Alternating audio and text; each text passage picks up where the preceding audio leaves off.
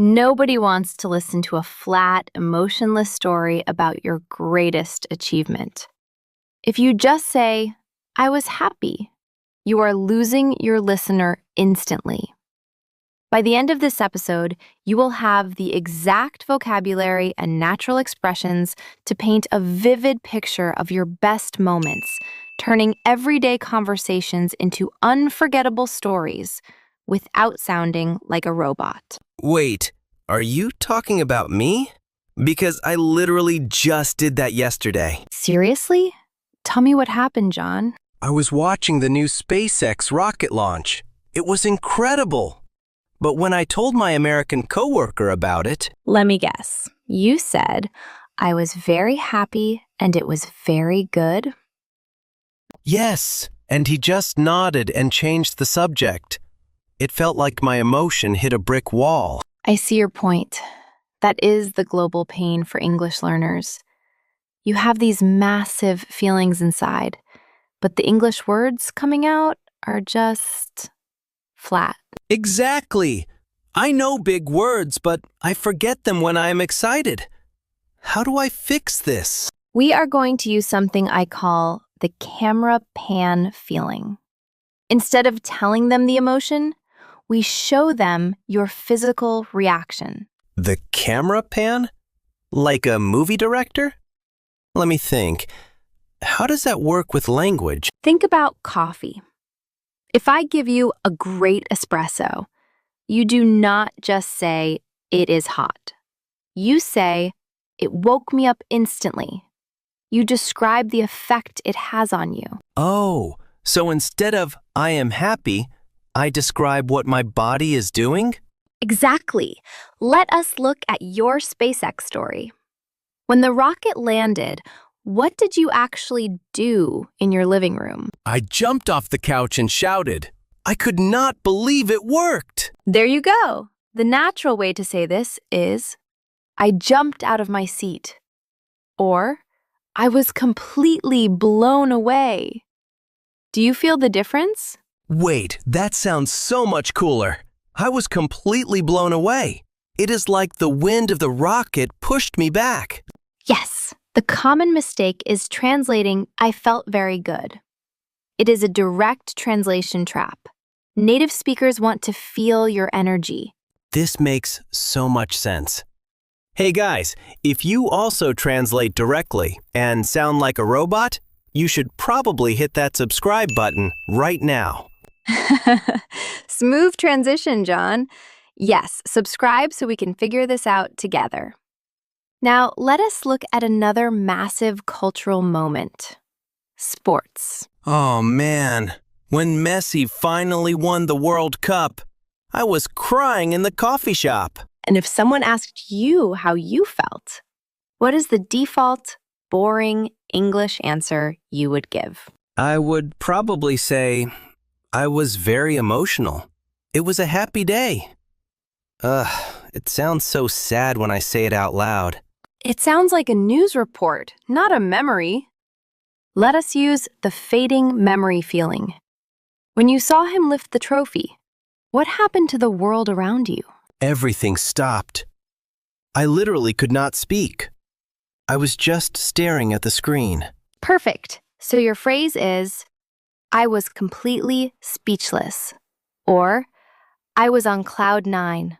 I was completely speechless. Right, because speechless paints a picture of my mouth open, but no words coming out. I love that. Exactly.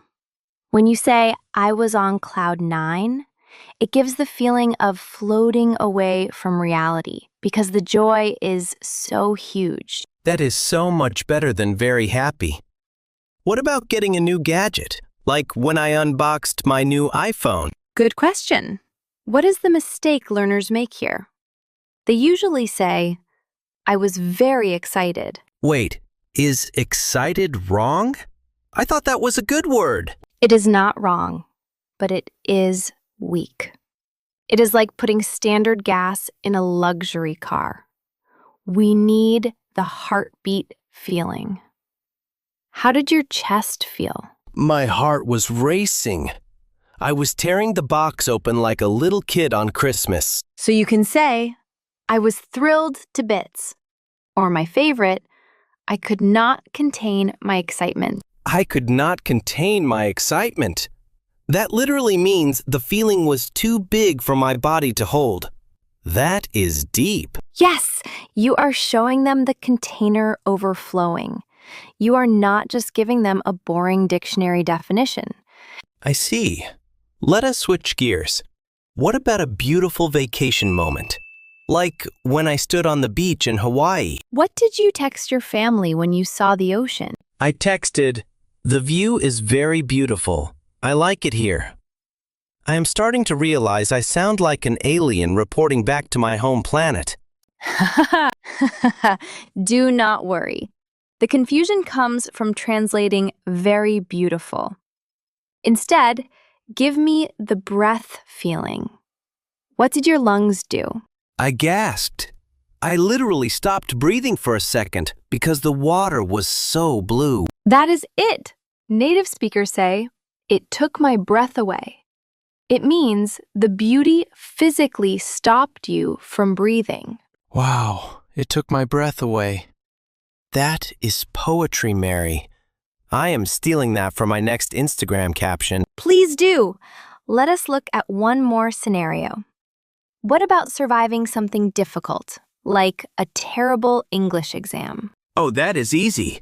I just say, I was very relieved. It is finally over. Is there a better way? It is okay, but we want the heavy backpack feeling. Imagine you carried 50 kilos on your back for days, and you finally drop it. My shoulders would feel so light. I would feel like I could fly. Exactly. So you say, a huge weight was lifted off my shoulders.